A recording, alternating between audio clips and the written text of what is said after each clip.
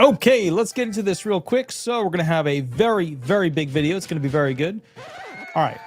There's something you need to know that at the end of the day, this is a particularly trying time for a lot of people. And one of the things you have to keep in mind with this whole lack of food stamps is that I think there's over like 80 agencies that are still getting paid for it. So what's tricky about this situation is that they're now coming out with legal arguments as to why food stamps should not be paid from the reserves or money coming from a slush fund from somewhere else within the federal government. And remember, the federal government has a bunch of slush funds that they use to go ahead and pay for stuff as they want to. So it's one of these situations where it's a little bit tricky because at the end of the day, what you realistically have is a situation where, to be fair, unfortunately, this is all politics. Okay, now some of you hate Donald Trump. Some of you hate Schumer and the Democrats and stuff like that. And what I would merely say to you is this. Trump is in the driver's seat with this entire thing. Schumer knew that this was going to happen. Schumer didn't want this to happen. Schumer got pushed by the younger Democrats to go ahead and make sure that this thing would kind of push forward and happen in this way. Like, he's got to fight. He's got to push harder. He's got to do more. He's got to be bigger, right? So these younger Democrats got him into this situation, which he knew from experience would have been bad for the Democratic Party. As a result of that, you now have younger Democrats trying to take control of the power positions of the older Democrats. And some of them are, classic older Jewish Democrats. Some of them are other types of Democrats as well. But I looked at that as a Jewish man. I look at it and say, okay, well, look at this, look at this. And they're trying to basically change the overall power of who's in command of the Democratic Party. Now, as a result of this, Trump is in the driver's seat. That means that at the end of the day, he can go ahead and lean over and say, yeah, we'll give you some of these things. And then the Democrats can say, yeah, okay. But I want to just make sure you're aware he's in the driver's seat because there's like over 80 other agencies, groups, administrations that are funded right now while food stamps are not. And so I just want you to kind of understand that there's a lot of the government that's still open. There's a lot of the government that's still getting funded, but the food stamp part is not. Now, before we go into the legal arguments as to why, please remember to like and subscribe, right? It's literally 12:18 a.m. in the morning, and I just finished work, and now I'm doing these videos to kind of update you guys on what's happening. So here's what you need to know. In this situation, Trump is trying to send signals to the American population, but most specifically the working middle class. The working middle class is now getting to see all of these different types of individuals, right? They're like, benefit queens, food stamp queens, all these types of individuals who basically have big apartments, lots of kids, and they receive all these benefits. Now, in reality, I think most of us would agree that we do not want children to have a hard time getting food. We want them to get food. We want them to have a good upbringing. I think a lot of us would agree there are parents at every income level that are not great parents. So when we look at this situation, we look at a mom or a dad or a family or whatever that is forcing basically their kids to remain in an impoverished state as opposed to getting jobs and learning new things and learning new skills, it does tend to burn those middle-class people who are trying to make sense of how people could live like this and get so much of their tax dollars. So what's happening is it's not good to look like one of those individuals at the moment who is abusing the food stamp system, which, to be fair, also kind of makes Social Security recipients not look so great. Now, retired people, they always kind of look like what they're going to look like, right? They paid in over their life. It is what it is. Nobody really wants to bother them with their situation. However, the SSI people don't like to see that, right? Now they're looking really hard at it going, hey, why are my taxes going towards this? SSDI people, a lot of individuals are being questioned, and you better believe they will be questioned. Once this government opens back up, you're going to have a bunch of pissed off middle-class people reporting basically disabled people to the federal government to say, hey, this person should go get a job.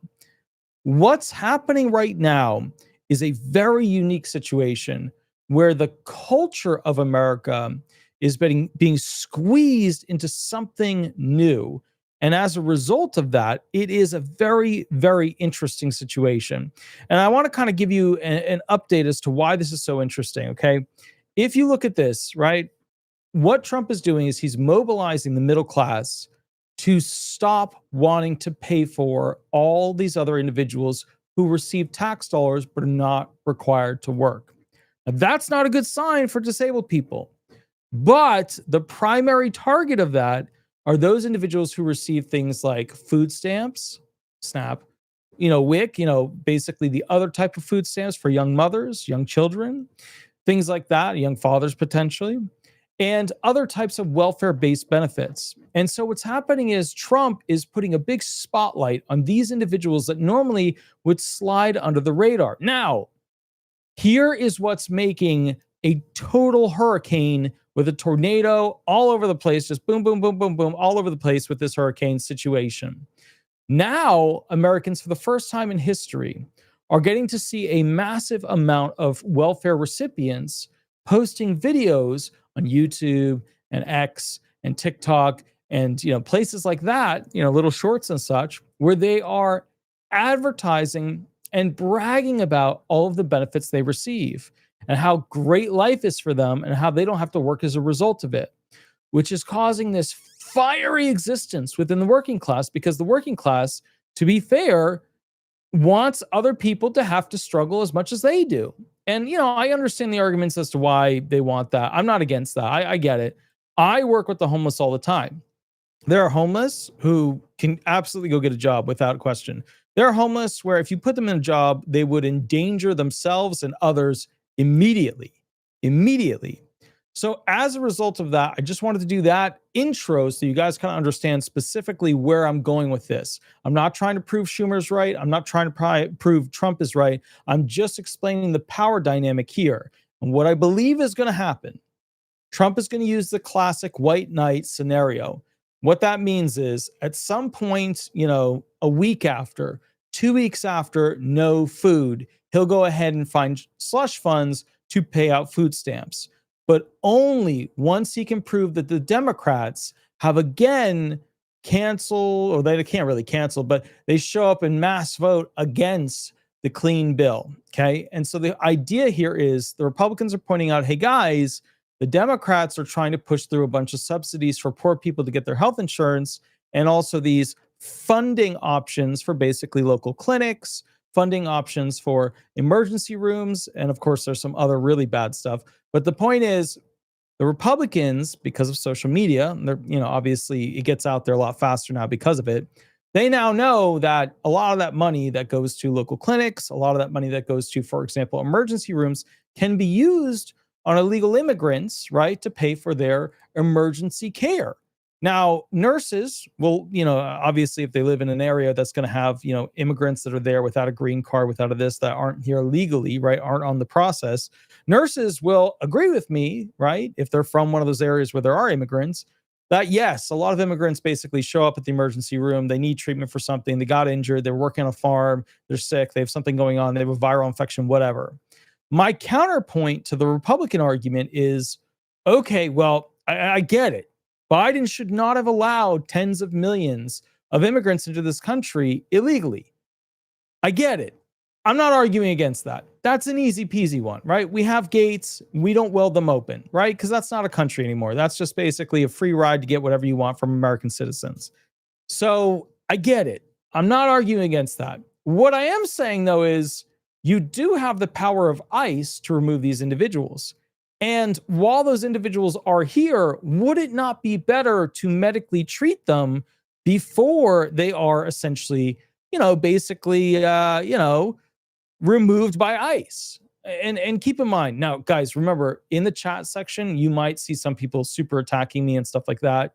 There are people that I believe are paid to just come on the channel and go after me. And that's because I've gotten to be so big in the environment of views, in the environment of influence and stuff like that, that unfortunately now there are people with money who would rather not see me succeed. So you'll see those individuals pop up from time to time in the chat, in the comments. It's okay. It is what it is. You can listen to what they say. You don't have to go with what they say. It's up to you. Now, here's my belief of what will happen with this situation. Trump will ride in on his white knight horse situation 2 weeks, right? A week, whatever, after food stamps have been due. And here's what he knows will happen, okay? Trump knows culturally individuals who are used to receiving welfare benefits that, rely on them heavily, they are either going to be in a situation where they're going to have to go find food, they're going to have to go do things that would, be potentially illegal to get food, right? So they might live in an area where there's no, food pantries, Samaritan resource centers, food banks, etc. And then you're going to see a lot of individuals going and stealing from grocery stores. A lot of these individuals are going to get arrested. And so what's going to happen is it's going to make individuals that essentially look like, welfare recipients look more like criminals. And that will rabble up the middle class to say, look at these terrible, horrible criminals. Now, there's another side to it. When Nixon passed SSI benefits, and then a lot of the food stamps and the WIC and the stuff like that got passed as well, the point of it was to basically provide for those who realistically were not going to be able to provide for themselves, right? And some argue that they can't work. But the reality is that there's many different categories of able-bodied. And the reality is that many of those able-bodied individuals, including some of those parents, absolutely can go and work. Now, the kicker to this is that none of this is happening in a good time period. Why? AI is starting to replace massive amounts of jobs. They now are working on, in the United States, they've already got them in China, entire warehouses that are blacked out where it's just machines producing items that end up in a final room that is lit up where basically people go ahead and grab the items and move them or ship them and things like that.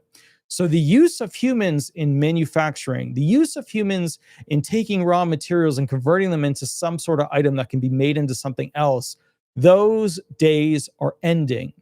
The days of humans being able to use analysis skills, the days of humans being able to do surgery on another human, those days are farther out, but they also are ending. And that's because even if you have a hyper bright individual, they're not going to be able to compete with future versions of AI. So at the same time, you have to consider this is all happening in a very, very bad time because the middle class who's fearful of losing their jobs and holding tight on them is saying, hey guys, these other people should have to go work. I don't want to have to pay for them, right? And that's what Trump's doing. He's getting people to feel the Republican push, right? And the Republican push is don't take more of my money. Tax me less, right? Have the government be smaller and tax me less. Have the government do less things and tax me less. Because, at the end of the day, the middle class is so impoverished. If you look at the whole Bidenomics situation, the middle class is basically in a whole world of pain because they can't afford things like they used to. So as a result of that, it's tricky because, at the end of the day, unfortunately, just to be very fair, the middle class are boiling right now. And it only takes a little bit to spill them over. And that's what Trump is creating. He's creating that boiling, burning, aggressive anger where people are over it. And people have been tired, the classic, call it fatigue or whatever, with people who are abusing basically your classic food stamps, your other welfare benefits, your housing benefits, or whatever. You know what I mean? There's all kinds of benefits. There's shower benefits, where basically somebody can go and get a shower at a homeless help location or a low income help location. There's access to free medical treatment and medical care, right? That's a benefit, and people utilize that. But the middle class has to pay for a lot of these things, which is, to be fair, not fair, because the middle class isn't a middle class anymore. The middle class is more like a lower impoverished class. And so it's just not within their capacity to afford all these other people. Now, look, some of you I've seen argue that Trump's 2.8 is higher than Biden's last, COLA. You have to understand that COLA is not really Trump's COLA. That COLA is Biden's COLA. The next COLA will be Trump's COLA. So you have to understand, and there's for a lot of reasons, it's how they count them, the 3 months, all that jazz. But the point is that COLA that we just got is really a Biden COLA. Okay, at the end of the day, it's not a Trump COLA. So the next COLA we have, which you're going to be seeing all this international trade, all these tariff deals, all this, all that. I mean, they're even talking about taking the tariff money, some of it, and then redistributing it as like a stimulus check to the American people who pay taxes. That's their big caveat there. Because remember, the Trump team is all about how do we get the middle class to understand that we care about them. And the Democrats are all about How do we get the poor to be able to afford their health insurance? How do we get the immigrants that are here legally and illegally to be covered for medical treatment? And how do we get basically things like the LGBTQ plus community and the communities of Islam in Somalia to go ahead and appreciate all of the benefits that America has to give? So these are two very different existing mental states. You have the Americans that have been here working, mostly on the Republican side, and you have the Democrats working with those who are new to America and basically those who are minority groups in America. Although it's shifted, it's not the usual minority groups, right? It's not the Jewish population, the Black population, the Latino population have shifted heavily to the Republican side. So they've got new types of populations that are filling that particular role and purpose. Now, let's go back to basically, I'm going to read to you an article first because the article essentially makes it like a simpler approach to it. And I'm going to give you the actual legal arguments, pro and con, of funding food stamps going into the future. I fully believe they will be, funded. I just don't think they're going to be funded right off the bat. I think what's realistically going to happen with this situation is they're going to fund them a couple of weeks down the line because they have trust funds and slush funds and all that stuff, but they want to get a couple more votes in where the Democrats basically say, no, we're killing it, but we're not opening the government, yada, yada, yada. And each one of those is a nail in the coffin of basically the Democrats to say, we're really the victims. And that's what they're doing here. The Republicans are trying to show the American people that the Democrats are not actually the victims. And of course, my belief is that the Republicans and Democrats are not the victims at all in any of this stuff. It's hard when you look at like sports stars and you look at, wealthy politicians to say that they are the victims. It's just hard for me to do that. It's hard for me to like draw that connection. I think the victims realistically are the disabled and the retired because those are the two groups, right, who essentially can't have the potential future of working that they shoulda, coulda, woulda had because of their limitations. That to me is a real victim. But let's get to it real quick. This is from Meredith Lee Hill. I think it was Politico that did that. Johnson backs Trump's plan not to tap contingency dollars for food aid ahead of funding cliff. So simplified it, there's funds set aside. They're saying it's illegal to go ahead and use them for the purposes of paying food stamps. There's arguments for, arguments against, but the bottom line is they're even now saying that it is illegal for states to go ahead and pay the food stamps, even with funds that they have. So it's getting a little bit messy. But remember, just to kind of say here, and this might hurt the Republicans a little bit, but just to be fair, during Obama, when the government shut down, during Trump first 4 years, when the government shut down, they funded food stamps. Like they kept it going. So just to be fair, this is a situation where at the end of the day, they're doing something new here, and it's a political thing that they're doing. Now, before we begin really getting deep, before we begin the reading of it, please remember, I don't do Medicare stuff, okay? So I'm America's most viewed, subscribed to, and clicked on disability attorney, which is awesome. I do a lot of Social Security stuff, but please remember, for Medicare questions, head over to here, askchapter.org/disability, or dial 339-226-6287. If you have Medicare questions, call them. If you want to get a tune-up on your Medicare, call them. Bottom line is, if you want to find out about all the fraud that's going on in the Medicare arena, literally out of all Social Security benefits, Doge came in hard. Doge was like, we're going to find trillions of dollars of fraud, right? They're like, there's so much fraud all over the place. Oh my goodness, right? And then they found like very little. Well, they didn't find very little in the Medicare arena. In the Medicare arena, the amount of fraud that they found eclipsed all the other types of Social Security fraud. So if you're wondering if your doctors or, basically the medical facilities you work with through your Medicare program are going to be essentially potentially jailed, which some of them literally are. Some of them are literally being jailed. You can go ahead and give them a call because they are following that. All right, let's read through this. Meredith Lee Hill produced basically just recently. Speaker Mike Johnson is siding with the Trump administration's decision not to tap emergency funds to avert a lapse in food aid for 42 million Americans. Okay, so here we go. Quote, I got a summary of the whole legal analysis, and it certainly looks legitimate to me, Johnson said during a news conference Monday. Now, remember, with this whole situation, the Republicans are trying to create lag. They're trying to lag this thing out so that basically food stamp recipients get hungry, get sad, get pissed, potentially riot, potentially steal, because this will make the middle class rally behind Trump. The Supplemental Nutrition Assistance Program, or SNAP, is due to run out of money November 1st amid the government shutdown. President Donald Trump suggested Friday night he may shift around funding to avoid such a potentially catastrophic outcome. Now remember, this is, like I said, Trump is in the driver's seat on this. He's the president. He's got the House, he's got the Senate. He can go ahead and find a way to take some of that money that they have. They got lots of slush funds to pour enough to go ahead and pay food stamps for November. But the administration also warned lawmakers in a memo Friday it could not and would not seek access to a range of emergency funds, putting millions of low-income families on track to lose aid as the partisan government funding standoff continues. Now, I just want to point out something. If a group of billionaires comes together and helps put together a chunk of money to donate for this, right, it's going to be really interesting because, traditionally, people on food stamps, on welfare, they hate billionaires because let's call it like it is, right? The Democrat side, they don't like people with lots of money unless, of course, they're putting lots of money into their particular cause. So like, Soros or, some of the other billionaires that donate to the Democratic Party, they're okay. They are blessed. They are canonized, right?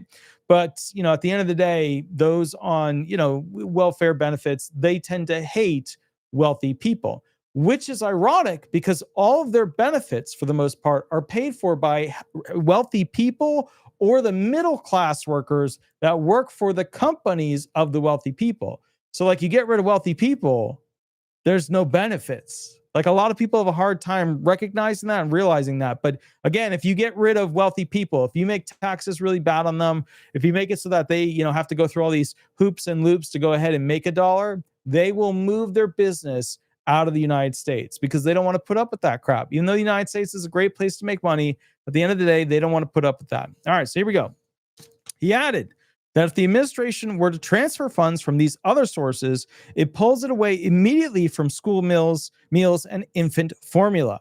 And so that's the crazy thing about this.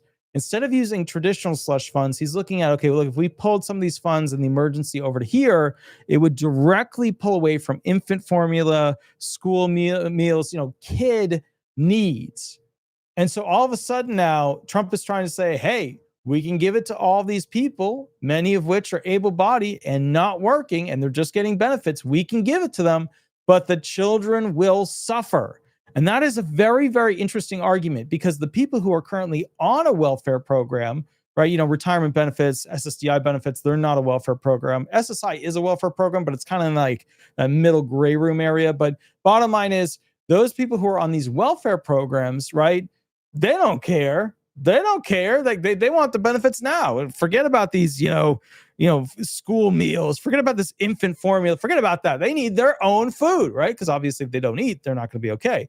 But the middle class is looking at this and saying, hey, wait a minute.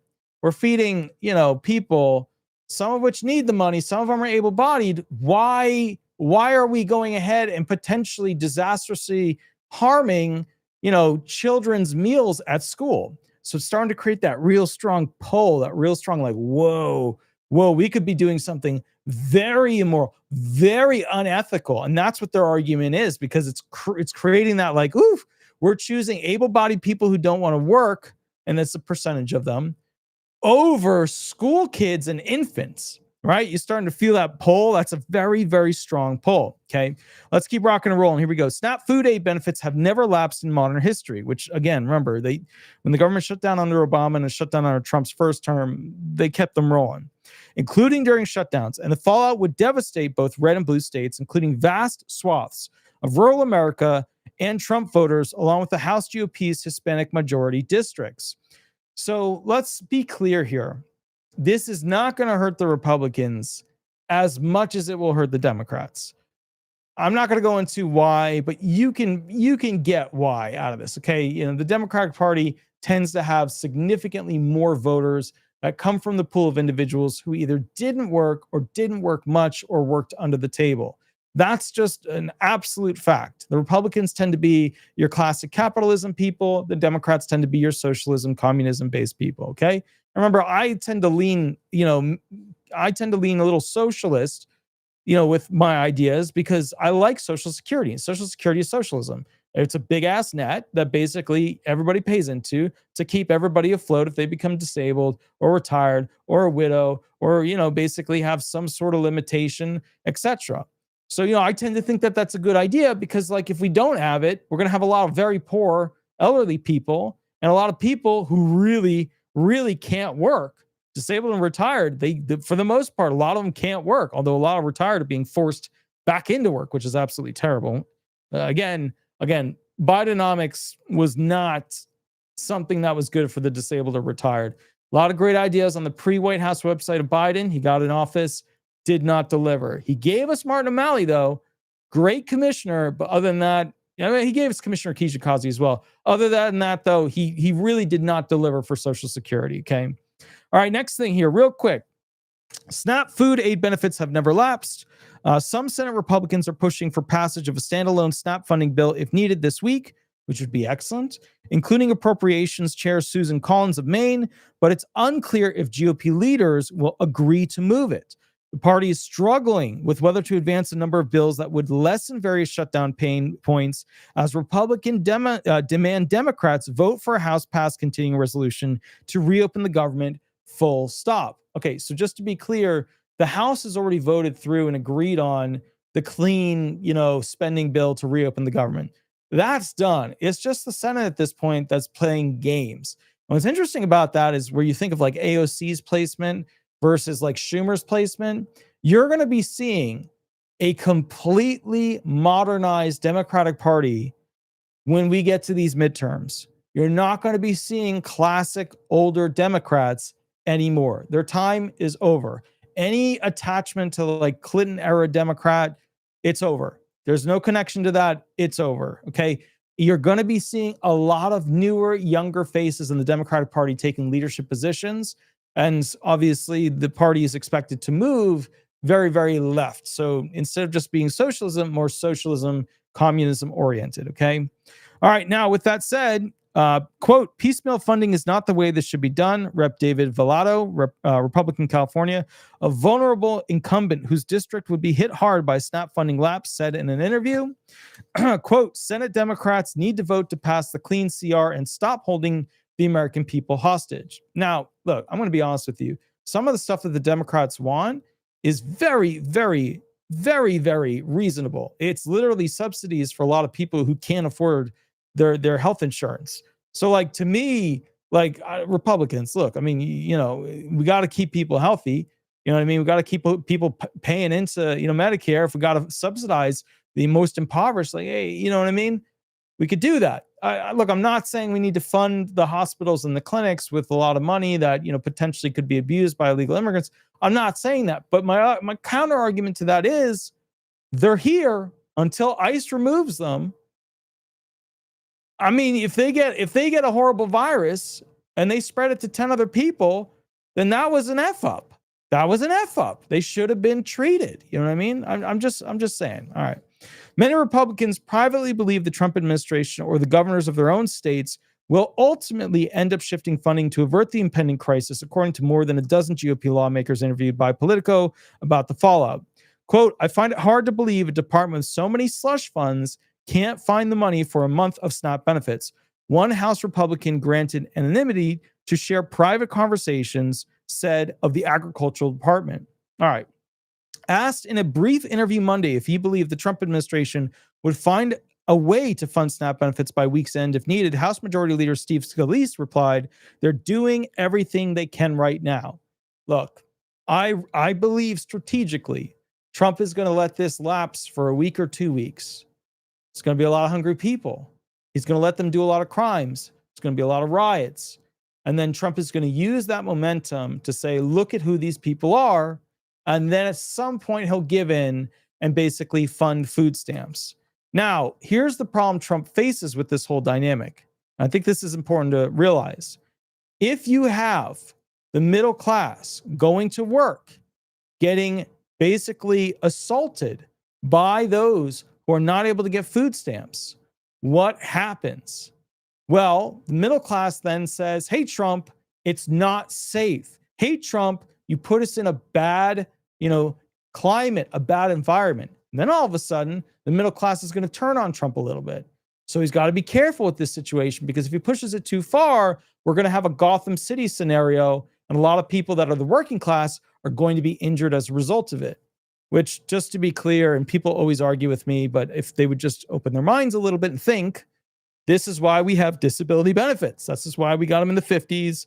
We got an increased SSDI in the 70s. This is why we have them. We have them because the government does not want the disabled, right? Inability to go ahead and work a job, that energy to not be able to work, slowing down the working population that they get to tax and borrow money against.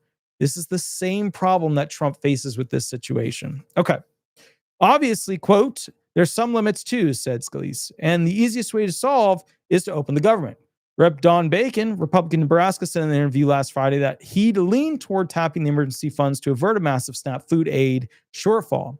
While he blamed House Minority Leader Hakeem Jeffries and Senate Minority Leader Chuck Schumer for the shutdown, here we go. Travesty, he said, I think the president and GOP should do what we can to alleviate harm done by the Democrats. Because remember, this is all about politics. Which party can throw more manure on the other party as a result of what's going on? And remember, what's interesting about this is that the last time this happened, the American population went with the Democrats and said the Republicans and Trump's party and the MAGAs, they're really hurting people, yada, yada, yada. This time, Trump now has the vote of the people. More people are siding with Trump on this than last time where they went against him. As for whether the House should return from extended resource to vote on a standalone SNAP funding bill, should the Senate approve one this week, Bacon replied, quote, I figure the speaker would want to, and I'd support. Okay, so now here's what you need to understand about this situation, okay? They entered the shutdown October 1st, 2025. Obviously, everybody expected it to be short term. Nobody expected this thing to go all the way to essentially where we're at the end of October going into November. Nobody expected this. 42 million low income Americans, basically need food stamps to go ahead and purchase groceries. Obviously, there's restrictions on the types of groceries. Yes, illegal stuff happens all the time where people sell food stamps, yada, yada, yada. Okay. Please remember also, it's the middle of the night. If you find this video interesting, if you find it helpful, please remember to like and subscribe. That's absolutely crucial. All right, now, here's the deal. They have these EBT cards. The cards will remain usable until they are depleted, okay, throughout October. Once they're depleted, basically, there's no new certifications, recertifications, application process for November 1st. So at that point, those cards, basically, they're not going to be useful. All right. Now, what you have to understand is that there's an Anti-Deficiency Act, 31 U.S.C. Section 1341-1342, 1511-1519. And what it does is it restricts a federal agency from obligating or, requiring funds to be spent beyond what Congress has appropriated, beyond what Congress has already approved, right? To go ahead and be spent on a particular thing. Now, here's kind of what you need to know about this whole situation. There's a problem with taking this money that's in reserve. Yes, there's the issue of, some of this money is meant for, infant formula, school meals, stuff like that. But there's another legal argument that's happening with it. And so what's happening is, basically, just to be very clear, there's no great way to use these contingency funds, the side funds that are held available under the strict readings of what we have called the appropriations law, right? That law that basically talks about how they're allowed to go ahead and get the funds, how they're allowed to vote on the funds, how they're allowed to spend the funds. So what happens is there was this Food and Nutrition Act of 2008, the 7 U.S.C. Section 2011. And, there was a Annual and Agricultural Appropriations Act, and the Office of Management and Budget, OMB, had guidance on these lapses, right? And what happened was when they looked at these lapses, they were saying, hey, look, these emergency funds to go ahead and continue to fund this stuff isn't really totally meant for a government shutdown to keep things funding for the regular funding. They're meant for different types of emergencies, but they didn't say this was an appropriate type of an emergency. And remember, obviously, legal scholars argue one way, some legal scholars argue the other way. So just kind of keep that in mind as this thing happens. Okay. So there was a lack of annual appropriations and anti-deficiency constraints that actually occurred. So as you know, SNAP benefits, food stamp benefits are an appropriated entitlement. They're not like Social Security benefits where, basically people are paying in through their life. There's trust funds. It's set up there. They're required to pay them out. Even if the government shuts down, they are required. And even if I have to steal money from the trust funds to keep running them and pay them and stuff like that, they're allowed to do that. That's not how food stamps work. Okay. So basically, it's an appropriated entitlement, meaning that benefits are funded through essentially a mandatory annual appropriations specified in acts, right? So these big bills that are passed that talk about, okay, how much they can spend, how much they can borrow, how much they can do this to go ahead and continue to pay for food stamps. So, essentially, one of these acts is the Consolidated Appropriations Act, PL 118-42 for fiscal year 2024. And, basically every one of these years, they tend to vote to create one of these acts to continue the funding for these food stamps. Okay. And that's important to remember. Food stamps are like every year, for the most part, they're voting to go ahead and make sure the funding is going to be there. So just so you know, the fiscal year 2026, continuing resolution that expired on September 30th, 2025 without renewal. So there is a funding gap, right? So they don't have enough money set aside to make this thing come together.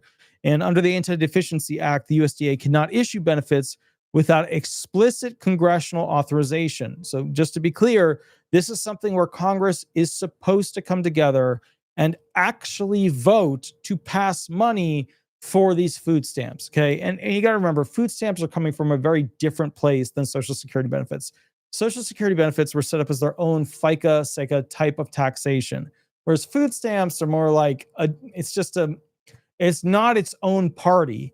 It's part of the overall party. You know what I mean? It's not like its own shindig. It's not like its own, I'm paying taxes to, it's not as separate or split up like that. And they want to make sure that every year they're properly pulling funds because they want to watch how many people are using and potentially abusing food stamps. 42 million people on food stamps. I mean, that's horrible. There should not be 41 to 42 million people on food stamps. It wasn't designed for that. And look, to be fair, culturally, we have a lot of cultures in the United States that are creating the lifestyle indicative of the, live on the government's dime type of mentality. That is not good. And at the end of the day, these are many of which not disabled individuals, right? Disabled individuals, they're usually getting an SSI check where they cut the food stamps way down, or they're getting an SSDI check, right? Or they're on some LTD program, or they're on some workers' comp thing while they work out the other ones, whatever. Or potentially they're on their VA benefits. But the point is, which I think is incredibly, incredibly important, with this whole situation.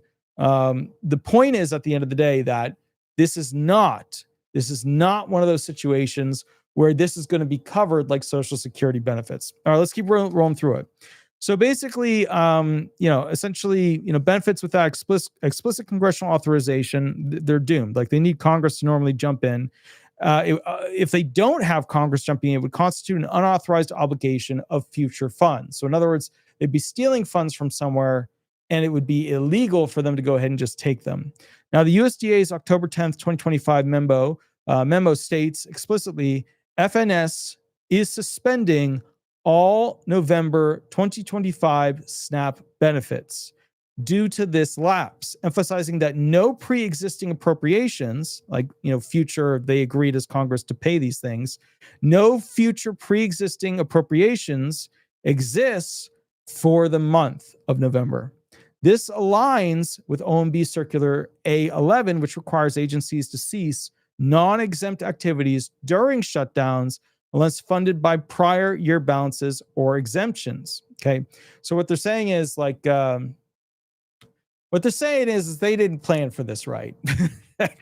I can give you a better legal version of it, but basically Congress didn't plan for this appropriately. Congress should have to they should have to appropriate, let's say 5 years in advance. You know what I mean? Figure out how to fund it in that regard. I mean, obviously we don't have money as a country. We're about to be, what is it? 20? No, wait. What's the debt at? Hold on. Let me see if it hit the next one. What is the current USA debt level? Let's just see what it says today. We might have broken the barrier. Yeah, we broke the barrier. Officially today, we are, 38.01 trillion in debt. We broke the 37.99 barrier. We're now 38.01 trillion in debt now. So, I mean, funding food stamps, funding them into the future, maybe they're going to have to find the money and then use it, which is, interesting because we have all this money for other countries. We have all this other money for other wars and funding Ukraine and funding Israel and, basically funding all these like weird programs that are happening in these other places in the Middle East. You would think we would prioritize Americans. Because remember, being an American is like winning the lottery. That's why people come here. It's like, it's literally like winning the lottery. The best chances you have of success, having the highest standard of living, is here in America. All right. So bottom line is the contingency reserve funds that everybody's talking about on these YouTube channels.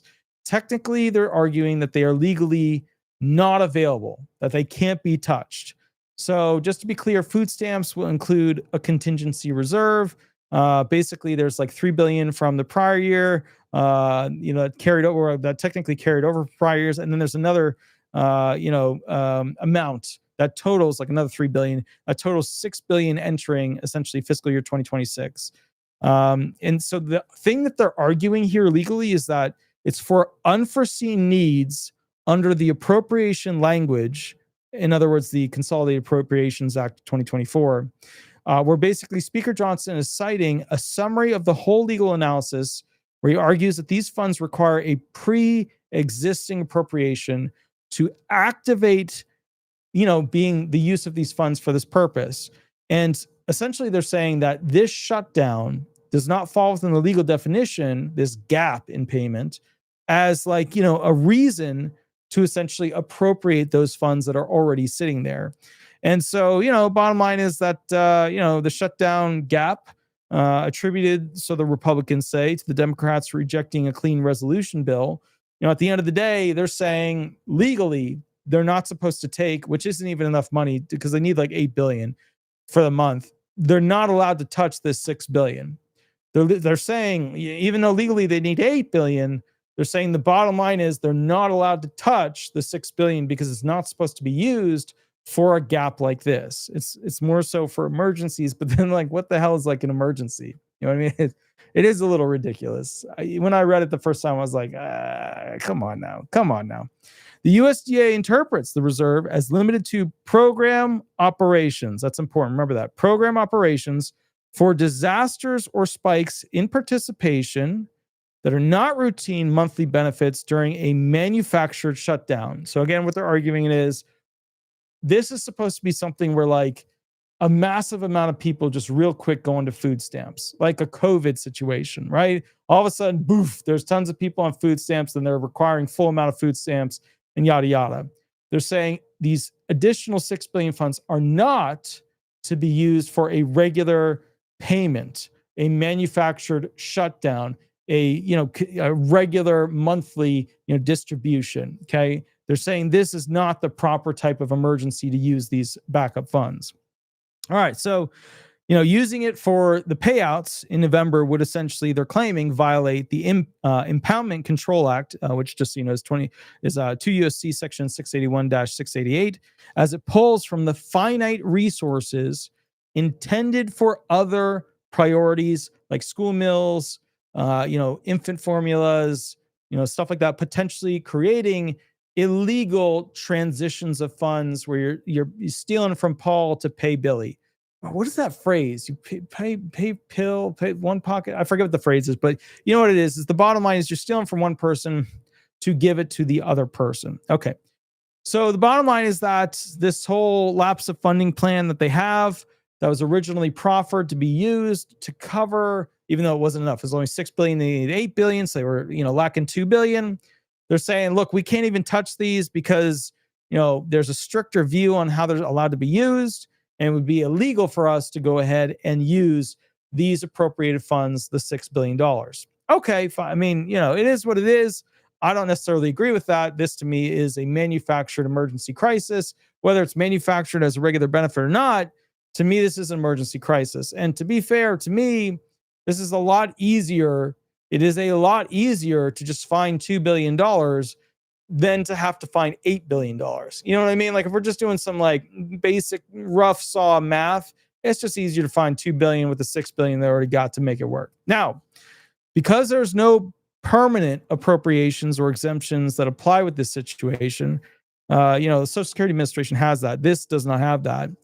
So basically, your food stamps lack a permanent appropriation clause in the Food and Nutrition Act. And as a result, it's making basically, it very difficult for people because people are not fully dependent on or are not able to access this fully dependent or fully separate amount of money, right? Because Social Security, they got trust funds they can pull from them.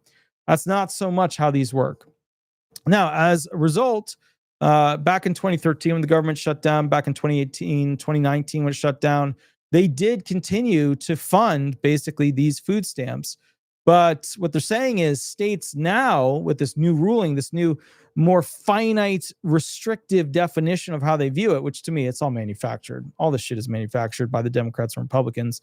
States cannot front load payments without federal reimbursement, as this would expose them to anti-deficiency violations. So in other words, what they're saying is, even if New York wanted to, and they were leaning towards paying a lot of the food stamp money out, this would make New York capable of being sued for anti-deficiency violations, which is scary, which is just kind of a mind bleep, because you're like, at the same time, how the hell are we going to sue a state that's trying to basically make sure food stamps go to the people, even if the state is paying for them? So as a result of all this, there's no payment that is essentially, upheld and constitutional because of the separation of powers. Quote, no money shall be drawn from the Treasury, but in consequence of appropriations made by law, which of course makes Congress kind of lead towards, why don't they just go ahead and pass it, get it done, not rely on Trump for this thing. Because, look, they pass it, they get it through, make something happen. If Trump's happy, cool. If he's not happy, put it through Congress again and get it through. Now, of course, there are counter arguments, but just to kind of be clear with them, they're basically saying this is an emergency. Use the $6 billion. We'll find another $2 billion. Yada yada yada. It's that simple. And to me, I'm a utilitarian type of person. If you have money there and you put it aside, but it wasn't necessarily cleared for this purpose, it's like when they have to take money for a hurricane. Okay, it wasn't meant for the hurricane, but the hurricane was really bad, so we got to take it from this and put it in this. To me, it's like, come on now. It's just, hey, So that's kind of where I'm at with this thing. To be fair, I just think they need to make a deal, right? There's ways to cut immigrants out of getting medical treatment that are not here legally. There's ways to do it.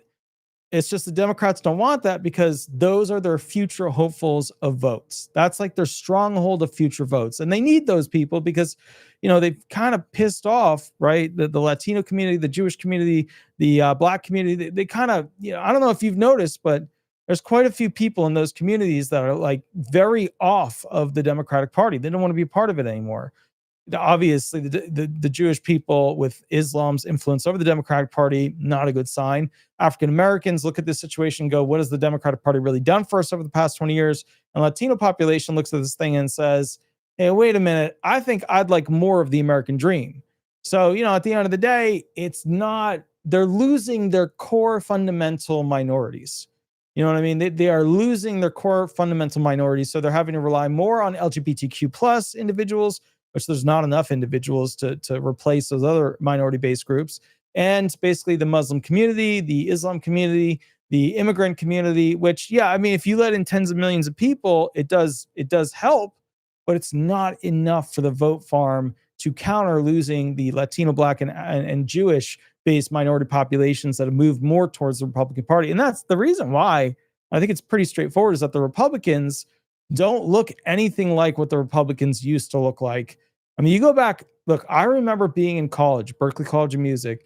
I remember when Obama was voted in, there were literally, there was a band that played in the street by the apartment that I had when I was going to college. And I remember thinking to myself, the Republicans are never, ever going to be able to win another election ever. The Democrats are too cool. They're too modern. They're too much like on point with the way things should be going. And now the Republican Party is arguing the way Obama was arguing to get elected the first time. So there's that little sweet spot there that the Republicans have been able to tap into. And, to be fair, like, a lot of these social media has made it very obvious that, with a lot of these different immigrants in different countries throughout Europe, the crime rates have massively gone up. And it's been a very, very dangerous situation. Now, Trump has been funding a significant amount. Well, some they're automatically funded. Some he kind of like, wiggle waggled his way with them. Okay. Just to be clear with this situation, Trump has realistically, went and continued the process of these agencies, administrations still going. So when I give you this list, some of you are going to be like, hey, Trump, you can't afford food stamps, but you can afford all these. You're going to have a little bit of that feeling. And remember, I stay in the middle with this stuff. I give you the arguments pro Trump, against Trump, pro Schumer, against Schumer. Okay. But Biden's he's out of the page at this point. All right. Let's go through all the different categories of groups that are still being paid for. Now, remember, some of them were paid for by billionaires. The first one, okay. Active duty military pay and operations, 1.3 million troops paid, basically global. Bottom line is that, who stepped in on that one to pay that one. Next one, Reserve and National Guard pay, right? So there's still pay going on there. Military, medical, and commissary still being paid there. Nuclear stockpile oversight. We want that one to be paid. Cybersecurity and intelligence, right? That one's still, they're on a obviously restricted, infrastructure, but there's still threat monitoring. The nuke sniffers are going up and down the coast, all that stuff. Border patrol and enforcement, immigration detention and deportation, visa passport processing. The list goes on and on. I know, and you guys are going to be like, he can't pay for food stamps, they're going to pay for all this? Federal law enforcement pay, prison operations, air traffic control, and FAA safety, although that one's about to be cut off. That one is about to be cut off. The air traffic people are about to not be paid. TSA screening, emergency response, veterans healthcare, veterans benefit processing. Yeah, if they didn't get their healthcare or benefit processing, like that's like the number one thing, along with like stockpiling of like the nuclear arsenal, that you would want to essentially be funded, because you do not want a bunch of physically and mentally impaired veterans with all that training not having their benefits and not having the medical. You do not want that.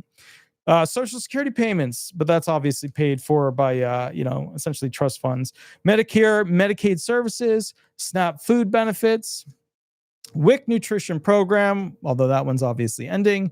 Child nutrition programs, which obviously my chair just it's still, is that broken? No, I'm okay. Child nutrition programs, which obviously have some issues, but that's the school lunches and stuff like that. I'm sure they'll continue those. Weather forecasting, still up. Obviously, we have a hurricane coming. National parks, only the essentials. Fossil fuel permits, student aid disbursement. Yeah, because fossil fuels, we need them to keep pulling as much of that out of the ground so we can keep basically, having our diesels and our gasoline engines rolling.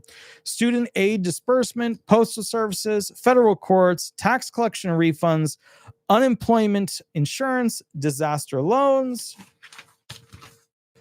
public health emergencies, food safety inspections, geological hazard monitoring. Some of these are shutting down in November, or just even more restrictions. But remember, they're still, for the most part, going on right now. Indian lands protection, energy employee compensation, deposit insurance, trade enforcement, National Guard deployments, military family housing, congressional security, which, by the way, is 186 million. So congressional security, Capitol Police is not cheap. It's almost $200 million. Judicial security, 140 million. That's the judges. We got to keep them protected. Foreign aid. Okay. We're only doing essentials, non-priority. Basically they cut a lot of that stuff. You know why. Banking oversight, environmental emergencies, highway safety, rail inspections, maritime security, wildfire suppression, agricultural inspections, patent processing, essential air service, Federal Trade Commission ops, opioid HIV, diabetes prevention, NIH research emergencies, military retiree benefits, their pensions, federal retiree benefits, grants.gov operations, Census Bureau essentials, SEC market oversight, NASA manned space ops, because obviously We can't leave people in space, and we can't slow down our progress with that because that's literally where China's kicking our butt a little bit. HUD rental assistance, Pell Grant processing, direct loan servicing, OSHA workplace safety, mine safety inspections, EEOC discrimination claims, and LRB labor disputes. All these are still going on. They're still being paid for so far. FCC spectrum management, nuclear regulatory essentials, fish and wildlife enforcement, BLM land management. By the way, that's BLM is not Black Lives Matter for the land management. It's like a different thing, like grazing permits, stuff like that. Reclamation water projects, NIH clinical trials, CDC vaccine distributions, FDA drug approvals, USDA farm subsidies, Forest Service trails, NOAA fisheries. All right, all of those are still being paid for currently with this whole situation. So then some of you would be like, hey, wait a minute. Why can't they afford November? They can. There's all kinds of money that they can pull from. There's all kinds of things that are in the background, all kinds of stuff that exists. Okay, there is. But like I said, this is highly political. Trump is probably going to go ahead and let the Democrats get squeezed a little with this whole deal so that as time continues to march forward, Trump basically will have more of the middle class seeing essentially that there are so many people receiving food stamps, and the middle class will become infuriated. The problem is Trump has to be careful because a lot of these food stamp recipients are going to riot. They're going to go ahead and become Democrats for life. They're going to go ahead and become essentially violent towards the middle class. And that, at the end of the day, is what Trump has to watch out for. So Trump's thinking, hey, very likely, are these individuals going to become violent within a week of not getting food stamps? Are they going to become violent within 2 weeks, etc.? Is there going to be a mass demonstration? Is there going to be a lot of these riots that are put on by George Soros and Antifa? What will happen? And what he's doing is he's basically creating solid rock foundations with the middle class against those who are used to and or require food stamps. And so it is a very tricky situation that can go incredibly wrong. With that said, Attorney Walter Hnot, Disability Resolution PA, please remember to head over to Google, type in Disability Resolution Law Firm or Disability Resolution Florida, throw some stars up there. I always love seeing those. With that said, please also consider, I go live on Mondays and Thursdays. After this video, I'll go live to answer Social Security questions for free. You get 5 to 7 minute calls. You call in, I'll answer them. With that said, also, if you want a larger session, like a 30-minute or 1 hour private session, mini contract is below. Any Medicare questions, go and ask basically Chapter. Give them a call at 339-226-6287. I'll catch you all at the next video, Attorney Walter Hnot, and we will rock and roll from there. Thank you so much. Bye-bye, everybody. Bye-bye.